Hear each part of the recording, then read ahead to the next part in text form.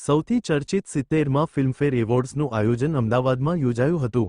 70માં Filmfare award શોમાં Bollywood superstar સહિત Gujarati celebs, socialites, influencers વગેરે પણ જોડાયા હતા।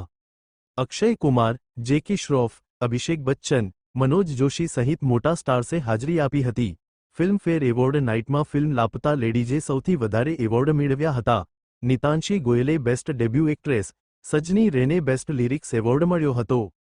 70માં ફિલ્મફેર એવોર્ડનું આયોજન અમદાવાદના એકા ક્લબ, કાંકરિયા ખાતે યોજાયું હતું, જેમાં અક્ષય કુમાર, જેકી શ્રોફ, મનોજ જોશી, યશ સોની, જાનકી બોડીવાલા, સની લિયોન, ઝિન્નત અમાન, મુનમુન દત્તા સુધીના સ્ટાર્સે રેડ કાર્પેટ પર ગ્લેમરસ એન્ટ્રી કરી હતી। એવોર્ડ શોની શરૂઆત ડ્રોન શોથી થઈ હતી, જેમાં અનન્યા પાંડેએ ઉડી ઉડી જાય ગીત પર એનર્જેટિક પરફોર્મન્સ આપ્યું હતું।